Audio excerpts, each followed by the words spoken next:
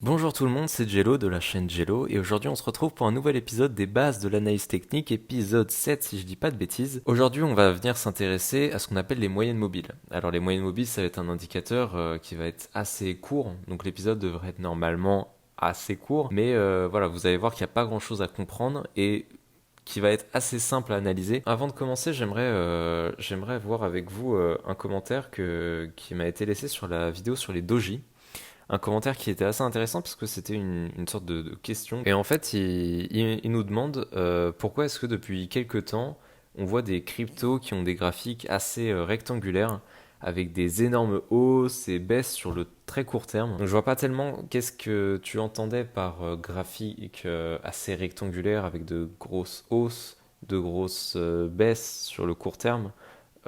Savoir si c'est plutôt des cryptos en particulier qui font ça ou des choses comme ça. Par exemple, là, on est sur le graphique du Bitcoin, on a eu deux grosses baisses. La première, comme on l'avait vu, c'était très probablement ce qu'on appelle apparemment une cascade de liquidation. Et là, dernièrement, on a eu une autre grosse bougie rouge, tout simplement parce que c'est le cas Evergrande. Alors peut-être que vous ne connaissez pas, je vous invite à découvrir, mais je pense que si vous êtes un peu dans le monde crypto, finance, investissement, etc., vous avez dû très probablement en entendre parler. Donc voilà, les grosses bougies de baissière qu'il y a eu ces derniers temps, c'était à cause de ça. Alors du coup, si j'ai bien compris la question, c'est pourquoi est-ce que là, par exemple, dans cette situation-là, c'est particulièrement vrai. Comment c'est possible qu'on ait justement une grosse bougie baissière, puis de nouveau une grosse bougie haussière, puis de nouveau une grosse bougie baissière, et regardez, ça va venir s'alterner comme ça sur une très longue période avec voilà, des petites zones justement, on peut venir respirer un peu, mais voilà, l'idée c'est que comment se fait-il qu'on ait un marché qui soit aussi volatile par moment? Alors je vous en parle aujourd'hui parce que c'est une question qui est hyper intéressante. Je vais vous expliquer pourquoi. Donc c'est vrai que dans ce cas de figure-là, on va être sur un marché qui va enchaîner de grosses baisses, puis une très grosse hausse, etc. Il y a limite pas tellement de doji pour les arbitrer. Bon, il y en a une ici, bien sûr. Mais voilà, c'est une zone qui est paradoxalement très volatile. À quoi ce serait dû? Donc ce que je vais faire, c'est que je vais vous expliquer quelque chose qui va être très important pour vous de comprendre. Par la suite, quand vous serez sur le marché, vous allez voir que vous tomberez sur des situations comme ça. On a vu plusieurs fois, on est passé d'un marché, d'un Bitcoin qui était aux alentours des 60 000 et qui va redescendre à 30 000. Donc voilà, on a divisé le prix par deux en quelques jours, ce qui était hyper impressionnant.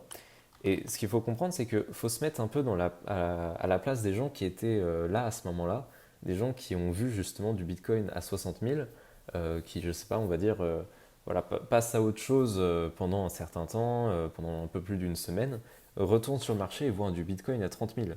C'est une baisse qui est très grosse et qui est très impressionnante. Maintenant, il faut comprendre que sur le marché des crypto-monnaies, il y a des gens qui sont vraiment passionnés par la technologie de la blockchain qui a derrière. Pour eux, c'est un projet qui va marcher, bien sûr. C'est de la technologie, enfin, c'est quelque chose qui est crypté, qui est très dur à falsifier. Ce que je veux dire, c'est que dans 50 ans, est-ce qu'on fera quelque chose de cette technologie? Mais probablement que oui, bien sûr. Encore une fois, ici, on ne va pas parler de la technologie en elle-même. Il y a plein d'autres vidéos qui en parlent, mais vraiment d'analyse technique. Mais ce qui est important à comprendre, c'est qu'il y a des gens qui croient énormément au projet. Ok. Et donc forcément, pour ces personnes-là qui sont investisseurs en fait dans ce marché-là, ils voient du Bitcoin à 60 000 passer à 30 000. Les gens, ces personnes-là savent pertinemment que ça va remonter à 60 000 à un moment ou un autre.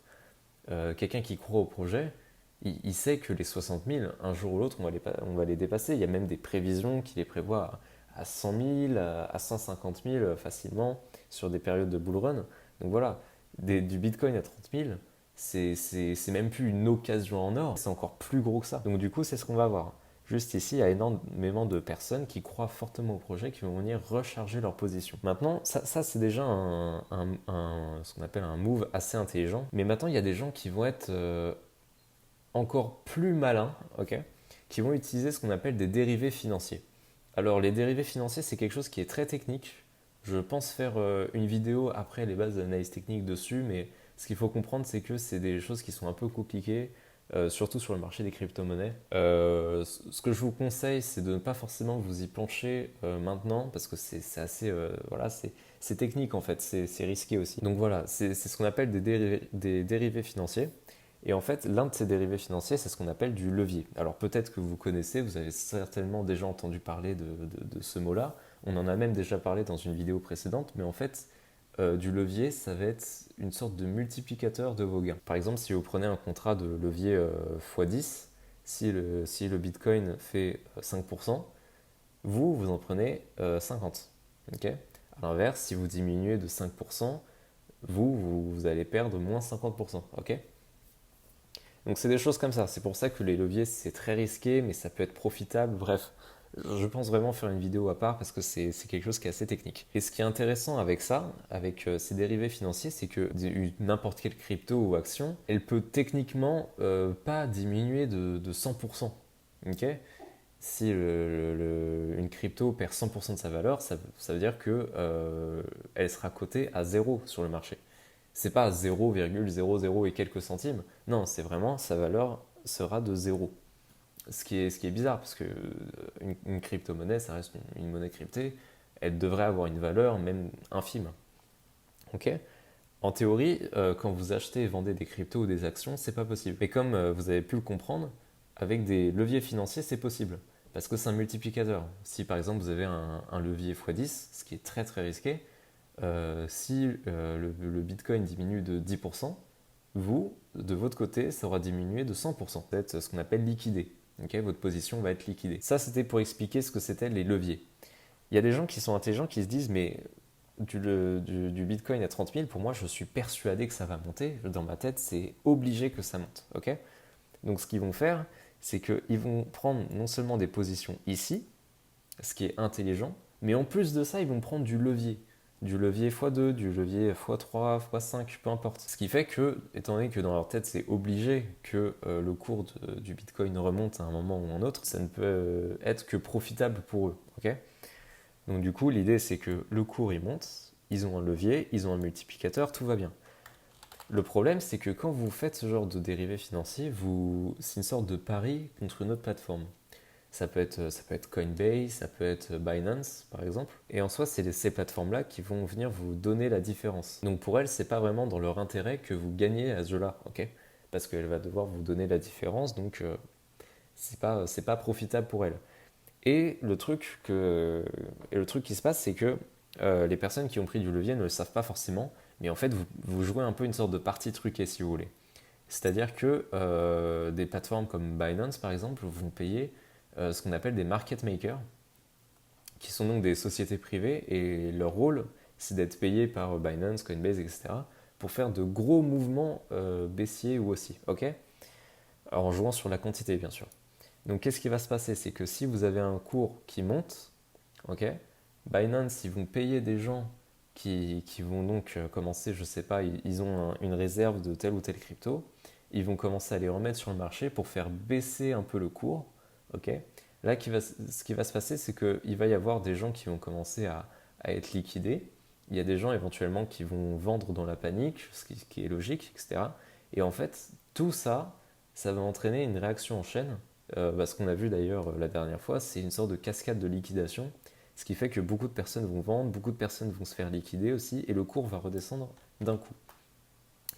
Tout ça pour revenir de nouveau vers les 30 000. Elles seront susceptibles de reprendre du levier financier, en boucle, encore et encore et encore et encore. Et c'est pour ça finalement que pendant un certain temps, vous avez une grosse bougie haussière, puis baissière, puis haussière, puis baissière, etc. Parce que tout ça, c'est très rapide. Okay.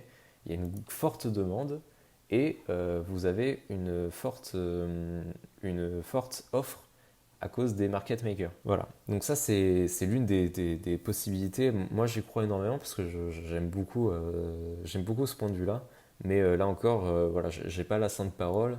Il est probable aussi que je me trompe, que ce soit dû à quelque chose d'autre dont j'ai pas forcément la connaissance. Mais moi, comme beaucoup d'autres personnes, pense que ce genre de grosses fluctuations sur le court terme, c'est souvent dû à ça. Ok. Et c'est pour ça que après le crash d'ailleurs, beaucoup de personnes disaient mais le cours il remontera pas tant qu'il y aura des gens pour prendre du levier. Ce qui est assez vrai. Ok, mais en vérité, le marché il est plus complexe que ça, tu vois. S'il remonte pas, c'est aussi parce que on a une grosse résistance aux alentours des 40 000. C'est aussi une possibilité. Ok. Mais voilà, j'espère que j'ai répondu à ta question. Cette question, elle était très très intéressante. Si c'était pas du tout ta question, n'hésite pas à me la reposer, j'y répondrai avec plaisir. Ok. Bref, je peux me permettre de faire des intros très très longues parce que l'indicateur aujourd'hui, il va être assez simple. On va parler de ce qu'on appelle des moyennes mobiles. Je vais donc vous montrer directement des sortes d'exemples de ce qu'est une moyenne mobile sur TradingView. Là, on est donc sur le cours du Bitcoin. Rappelez-vous, la dernière fois, pour faire apparaître des indicateurs, il suffit de cliquer en haut sur indicateur, vous tapez moyenne mobile, et là, il y en a plein. Ok.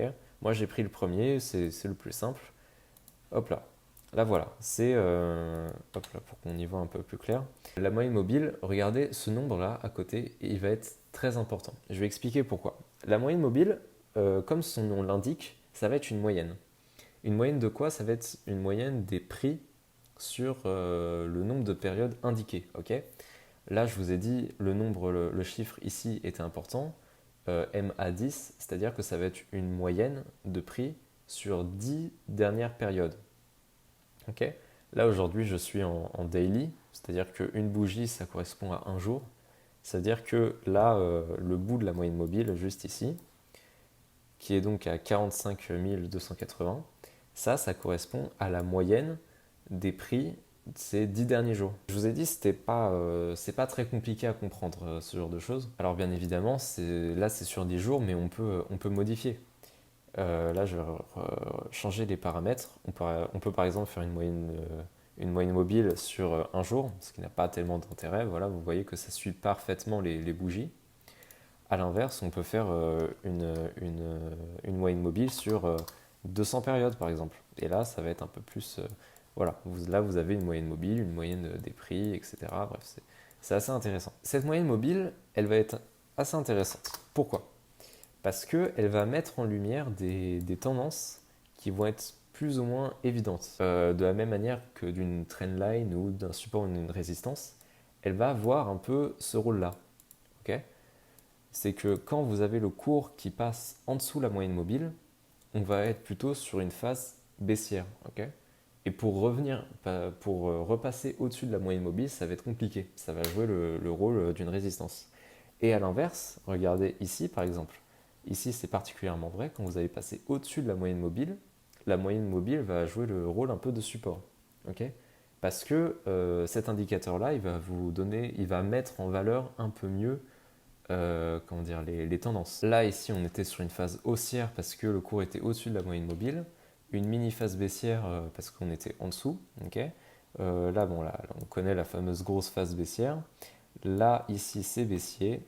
Ici, c'est haussier. Ici, c'est haussier. Là, on a une mini phase baissière, mais là, on n'est pas passé en dessous de la moyenne mobile. Donc, c'est certainement dû à d'autres choses qu'on verra tout au long de nos analyses.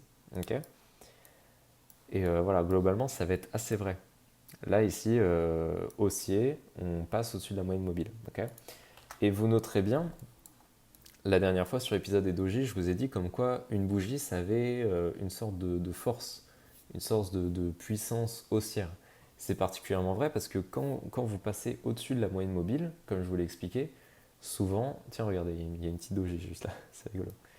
Souvent, quand vous allez passer d'une phase baissière à une phase haussière, la plupart du temps, pour avoir une belle phase haussière, c'est comme pour les résistances.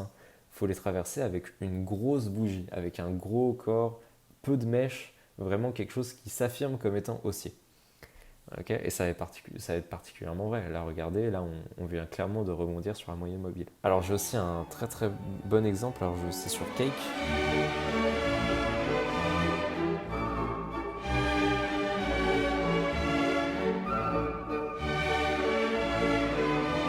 Voilà, regardez. Regardez-moi cette phase haussière, comment elle est splendide avec une grosse bougie haussière pour casser la moyenne mobile, c'est incroyable. Donc vous voyez que c'est pas non plus un indicateur assez bidon quoi, finalement, parce que même au bout d'un mois, ce qui a permis de casser cette phase haussière, c'est vraiment une grosse bougie baissière qu'on a juste là. C'est tout pour l'épisode sur l'indicateur qui est les moyennes mobiles. On se retrouve dans la prochaine vidéo pour voir le MACD, si je dis pas de bêtises, qui est mon indicateur préféré. Je ne sais pas trop pourquoi, j'aime bien cet indicateur. Ça va être un indicateur plutôt court terme. Mais voilà. Donc on se retrouve dans le prochain épisode pour voir cet indicateur-là. Voilà, si vous avez des questions, n'hésitez pas. Si j'ai pas bien répondu à la question de tout à l'heure, enfin de l'autre vidéo, n'hésite pas à me la reposer, j'y répondrai vraiment avec plaisir. D'ici là, je vous laisse et je vous souhaite une très bonne journée. Merci à vous et au revoir.